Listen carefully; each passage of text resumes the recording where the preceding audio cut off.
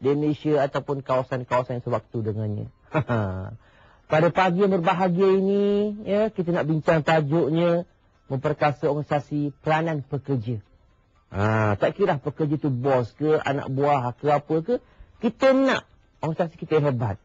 Sebab kalau kita nak bertanding, nak bersaing, nak jadi negara yang hebat, kita kena perkasa organisasi. Tidak ada pilihan lain.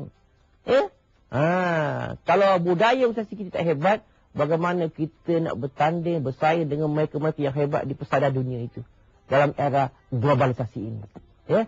Saya ada lebih kurang 26 ni cara dia ataupun langkah-langkah pun dia ambil lah. Ya? Yang pertama sekali, kita perlu bekerja ataupun kita perlu mempunyai hala tuju yang sentiasa selari dengan organisasi. Objektifnya, misinya, visinya. Kalau kita mempunyai hala tuju yang berlainan, susahlah. Organisasi nak pergi ke sini, kita nak pergi ke sini. Masalah. Yang kedua, sentiasa mengelakkan diri daripada kesilapan yang berulang. Boleh buat kesilapan, tapi bukan kesilapan yang disengajakan. Kalau kita berusaha untuk baiki diri, nak beri cadangan dan sebagainya, itu tak apa. Bagus. Tetapi, jangan kesilapan-kesilapan yang sama yang kita ulang.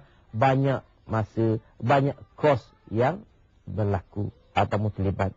Yang ketiga, kita kena membantu memperkembangkan potensi rakan sekerja.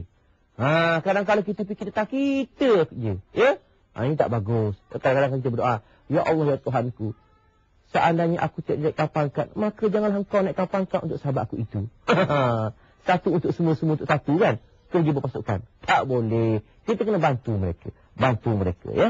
Seterusnya, kita perlu menjadi yang ketiga ya, ataupun yang keempat, ahli pasukan yang aktif.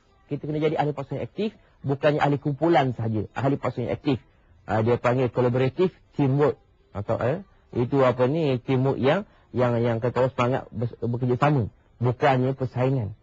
Ini penting. Persaingan boleh, tetapi persaingan dalam bekerjasama dalam bersaing. Pening kembali panjang cerita tu. Tapi nak beritahu, jadi ahli pasukan yang aktif. Yang kelima, berupaya melihat perbezaan pendapat sebagai suatu kekuatan. Jangannya sebagai suatu perkara nak berkelahi, tapi suatu kekuatan. Dia ada idea ni, dia ada idea ni, kita gabung jalinkan. Tak apa, kita berlainan pendapat. Bukan untuk berkelahi, tapi kekuatan untuk organisasi. Yang keenam, memotivasikan rakan pekerja yang kurang bermotivasi. Kadang-kadang kita buat tambah. Memanglah, betul. Aku tak setuju dengan bos. Tak. Kita motivasikan dia. Apa masalah dia.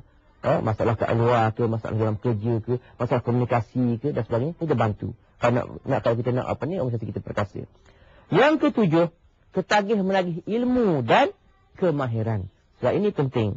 Nabi dah beritahu, bahawa siapa nak berjaya dunia, nak ambil ilmu. Bahawa siapa nak berjaya akhirat, nak ambil ilmu. Bahawa siapa nak berjaya kedua-duanya, nak berilmu. Kena ada ilmu. Organisasi nak hebat, nak berkembang, ilmu kena ada. Seterusnya yang ke-8, bijak tangani masalah dan konflik dalam bila berlaku dalam organisasi. Nyor gading puncak mahligai, sayang ketupat berisikan inti. Segala masalah perlu diselesai, sebelum dapat jangan berhenti. Jadi ada masalah, kita selesaikan.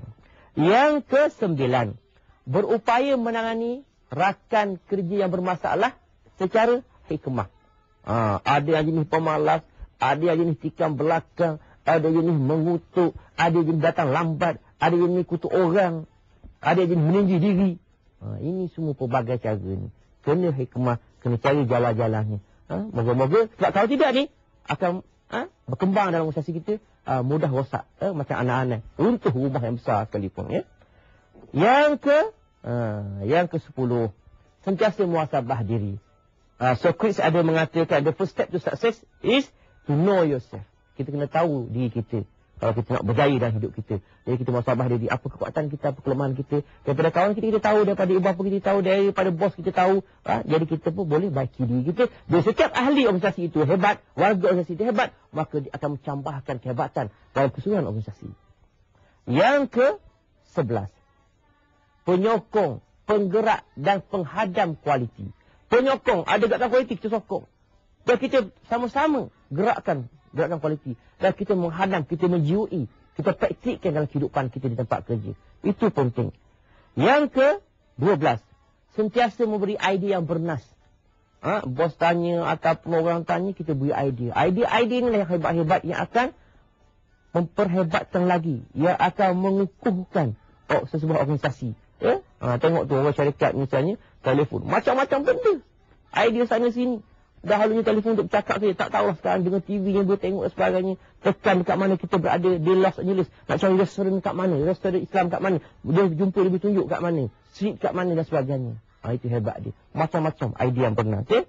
Seterusnya yang ke-13. Pencadang penyelesaian. Bukannya pemberi masalah. Kalau tidak tu banyak masalah berlaku. Orang biasa aja beri masalah. Orang biasa beri masalah. Tapi cadang idea tu tak berapa ada. Tak berapa ada. Seterusnya, mampu bersetuju untuk tidak bersetuju. Mampu bersetuju untuk tidak bersetuju. Idea kita orang tak setuju. Dah tak terima lagi. Tak apalah. Okay? Kita buatlah apa yang telah ditentukan oleh organisasi itu. Kita ikut dan berikan komitmen. Sebab idea kita tak diterima lagi masa itu. Yang ke-16 ataupun 15, iaitu sentiasa bekerja lebih daripada gaji yang diterima. Ini pun penting. Supaya kita sentiasa tingkatkan diri kita. Jangan berkira sangat, kata orang. Yang ke-16, meningkatkan komunikasi, termasuklah mendengar daripada top to bottom, bottom to top ataupun mendata. Kena ada komunikasi yang besar. Yang ke-17, setia. Setia berusaha ini penting. Sebab susah senang kita ada kat sana. Jadi orang nampak. Jadi nak naik pangkat ke naik gaji akan datang bila dah berjaya balik. Senang orang nak nilai kita. Setia penting. Setia amat penting. Yang ke-18, terima kritikan secara positif. Jangan duk sibuk nak berkait. Kadang-kadang bila sebut je kritikan, orang nak marah pada orang tu. Terima secara positif. Dan beri kritikan tu biarlah secara baik. Janganlah nak hukum aja, nak hentam aja. Yang ke-19, berfikiran besar, kritis, global dan lokal. Kemudiannya kena ada pemikiran inovatif dan kreatif. Ini biasalah titik di belakang ni. Panjang cerita, tapi itu dia kena ada benda-benda macam ni. Untuk memperkasa organisasi. Seterusnya yang ke-20, tidak menganggap pengurusan sebagai malaikat. Semua benda dia buat betul. Kita kena yakin bahawa mereka juga manusia. Ada kelemahan sana sini. Bantu. Ingat, saling membantu. Bukan saling mengutuk. Untuk kita, untuk mereka. Dan yang ke-21, mampu tangani emosi. Kata Allah yang hampa fahamkan. Sebesar-besar atau seberat-berat urusan, jangan dihadapi dengan muka berkerut.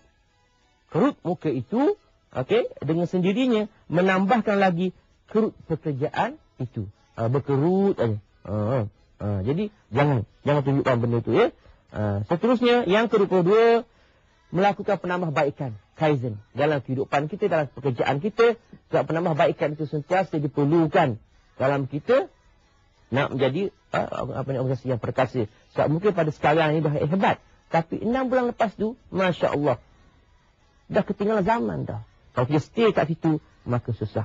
Sebab itulah kerajaan sekarang berusaha untuk menjadikan suatu kata orang tu menjadi organisasi yang cepat bertindak, cepat berubah.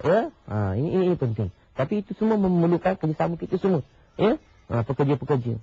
Yang ke-23, sudah tentulah menjaga kesihatan. Ada satu organisasi tu kan. Ada orang pekerja dia sekitar 35 tahun dah meninggal. Dan pekerja ni seorang yang mempunyai kekuatan yang hebat lah. Boleh sumbangan kepada organisasi itu. Tapi sebab dia tak jaga pemakanan dia apa semua, dia mati ada sebab tertentu, penyakit itu. Jadi pihak pengurusan, masa saya beri ceramah tu, rasa agak terkilan. Dia tahu takdir tapi terkilan. Sebab itulah mereka berikan kepentingan, dia menekankan tentang kesihatan. Hebat organisasi, tapi organisasi tak hebat. Sakit sana, cuti sana, macam mana? Betul tak? Yang ke-24, beragama dan berakhlak. Apakah itu ad-din? Orang tanya Nabi, Nabi kata akhlak yang baik. 3 kali orang tanya Nabi, Nabi jawab yang sama. Akhlak yang baik, akhlak yang baik. Ini penting. Jangan kita ingat agama ni sembahyang saja. Tapi kita, akhlak kita tak baik dengan orang luaran, pelangan dalaman antara kawan-kawan kita, pelangan luaran orang yang datang kepada organisasi kita. Kena baik juga. Yang ke-25, pengusaha masa secara efektif. Kita mengutamakan benda yang utama, dan juga kalau boleh kita elakkan melakukan perkara yang penting dan segera. Kalau boleh kita melakukan perkara yang penting tapi tak segera. Ini organisasi yang hebat. Kalau penting dan segera sentiasa, banyak tekanan berlaku. Tapi janganlah kita terlibat sampai tak penting dan tak segera. Kita buat macam-macam benda. Padahal tak sama pun dengan hala tuju organisasi. Ini susah.